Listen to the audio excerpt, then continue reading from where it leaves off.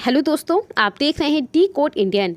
जैसा कि आपको पता होगा कि अगर आप एक फॉर्मल वर्कर हैं, यानी कि सरकारी या फिर प्राइवेट क्षेत्र में काम करते हैं और आपकी सैलरी 15,000 रुपये तक है, तो अनिवार्य रूप से भारत सरकार आपकी सैलरी का कुछ परसेंटेज हर महीने पेंशन के लिए काट लेती है, एम्प्लॉय पेंशन स्कीम 1995 के अंतर्गत। अब होता क्या है, वैसे एम्प्लॉय जिनकी सैलरी का मतलब बेसिक वेज, जिनकी सैलरी 15,000 रुपये से ज़्यादा है, 20,000 रुपये है, 25,000 रुपये है, 30,000 रुपये है, उनके सैलरी का भी सिर्फ 15,000 के ऊपर ही उनके लिए पेंशन काटा जाता है, जिसको लेकर के काफ़ी दिनों से विरोध किया जा रहा था। अब यहाँ पे फाइनली जो एम्प्लॉय प्रोविडेंट फंड ऑर्गेनाइजेशन है, उनके द्वारा ये विचार किया जा रहा है कि वैसे एम्प्लॉय जिनकी सैलरी 15,000 रुपये से ज़्यादा है, उनके लिए एक अलग पेंशन स्कीम लाया जाए। यानी कि 15,000 रुपये से कम जिनकी सैलरी है, उनके लिए तो ऑलरेडी जो एम्प्लॉय पेंशन स्कीम 1995 है वो चलेगा ही।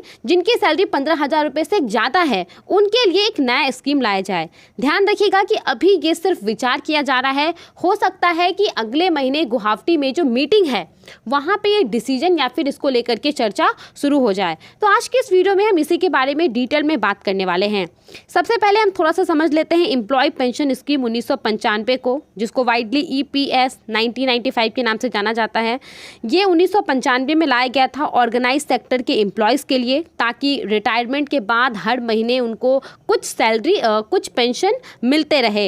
इसके अंतर्गत एलिजिबल कौन कौन है, तो वो सभी एम्प्लॉय जिनका कि एक प्रोविडेंट फंड अकाउंट है, वो सभी EPS के लिए एलिजिबल हैं।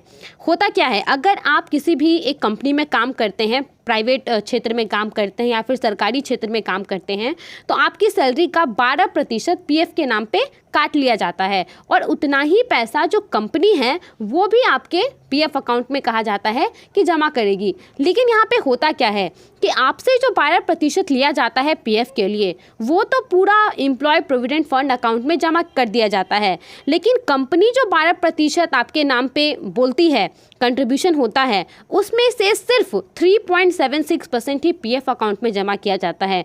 जो बाकी का 8.33% है वो EPS में जमा किया जाता है, एम्प्लॉयज़ पेंशन स्कीम के अंतर्गत।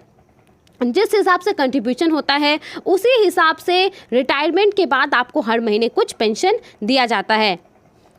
अब यहाँ पे देखिए, जितने सारे भी वैसे एम्प्लॉय हैं जिनकी सैलरी 15,000 रुपये तक है, यानी कि बेसिक पे और DNS अलाउंस जिनका 15,000 रुपये तक है, और वो ऑर्गेनाइज सेक्टर में एम्प्लॉय हैं, उनके लिए ये ज़रूरी है, ये जो आपका 8.33% है कंट्रीब्यूशन EPS के अंदर, ये उनके लिए मैंडेटरी है। और इसको कब ये जो कैप है वो लगा दिया गया था, 2014 में EPFO के द्वारा इस स्कीम के अंतर्गत EPS के अंदर कुछ अमेंडमेंट लाए गए थे, और तब यहाँ पे जो पेंशनेबल बेसिक वेज है 15,000, उसके ऊपर यहाँ पे कैप लगा दिया गया था।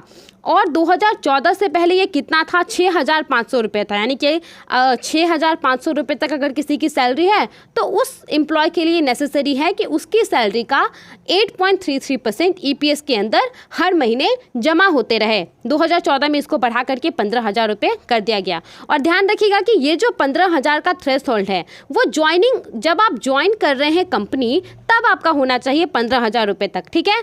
अब यहाँ पे बहुत सारे ऐसे एम्प्लॉय हैं जिनका कि PF अकाउंट है, लेकिन जिनकी सैलरी 15,000 रुपये से बहुत ज़्यादा है, 20,000 है, 30,000 है, 40,000 है, लेकिन वो फोर्स है यहाँ पे सिर्फ 15,000 रुपये के ऊपर ही पेंशन डिडक्शन के लिए। यानी कि अगर उनकी सैलरी 40,000 रुपये भी है, फिर भी 15,000 रुपये के ऊपर ही 8.33% उनका काटा जाएगा पेंशन के नाम पे, और पेंशन जमा किया जाएगा EPS के अंतर्गत। यानी कि अगर वो जितना मतलब उनकी सैलरी ज़्यादा है, वो कंट्रीब्यूट करना ज़्यादा चाहते हैं, लेकिन वो यहाँ पे कर नहीं पाते हैं, जिसके वजह से रिटायरमेंट के बाद उनको कम पेंशन मिलता है।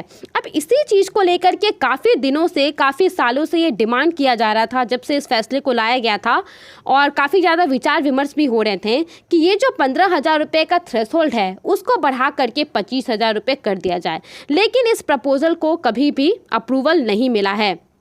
कहा यह जा रहा है कि अगर भारत सरकार के द्वारा जो ईपीएफओ है उनके द्वारा 15,000 रुपये से बढ़ा करके 25,000 रुपये कैप कर दिया जाए मंथली जो पेंशनेबल इनकम है, तो यहाँ पे तकरीबन 50 लाख और भी जो फॉर्मल सेक्टर के एम्प्लॉय हैं वो ईपीएस के अंतर्गत आ जाएंगे। लेकिन अभी यहाँ पे जो एम्प्लॉयज़ प्रोविडेंट फंड ऑर्गेनाइजेशन है उनके द्वारा थ्रेशोल्ड को बढ़ाने के बारे में विचार नहीं किया जा रहा है। बेसिकली वो ये विचार कर रही हैं कि जितने सारे भी एम्प्लॉय ऐसे हैं जिनकी सैलरी 15,000 रुपये से ज़्यादा है और जो ज़्यादा कंट्रीब्यूट करना चाहते हैं पेंशन के अंदर, लेकिन जो कैप लगा हुआ है 15,000 के ऊपर उसके वजह से वो नहीं कंट्रीब्यूट कर पा रहे हैं, तो उनके लिए एक नया पेंशन प्रोडक्ट को लाया जाए, ऐसा यहाँ पे अभी विचार किया जा रहा है। और यहाँ पे कहा जा रहा है कि जो आने वाला मीटिंग है जो अगले महीने होगा गुवाहाटी के अंदर 11 मार्च और 12 मार्च को सेंट्रल बोर्ड ऑफ ट्रस्टीज़ का, बेसिकली सीबीटी क्या है, central board of trustees employ provident fund organisation की एक अपेक्स डिसीजन मेकिंग बॉडी है। जो भी डिसीजन वगैरह लिए जाते हैं, पीएफ के ऊपर इंटरेस्ट क्या मिलना चाहिए, जो अभी ये थ्रेशोल्ड को बढ़ाने का, जो नया प्रोडक्ट लाने का, ये सारा जो फैसला होता है वो सीबीटी के द्वारा ही लिया जाता है। तो उनकी जब मीटिंग होगी वहाँ पे इस प्रपोजल को रखा जा सकता है। साथ ही में यहाँ पे 21 नवंबर को जो एक सब कमेटी को कॉन्स्टिट्यूट किया गया था सीबीटी के द्वारा पेंशन के ऊपर, तो उसका क्या रिपोर्ट है उसको भी यहाँ पे प्रेजेंट किया जाएगा 11 मार्च और 12 मार्च को। तो अब देखना होगा कि क्या फैसला लिया जाता है। अभी तक बस सिर्फ विचार किया जा रहा है ईपीएफओ के द्वारा। आई होप आपको ये सारी बातें समझ में आ गई होंगी। आप इसके बारे में क्या सोचते हैं, हमें अपना ओपिनियन जरूर बताएं।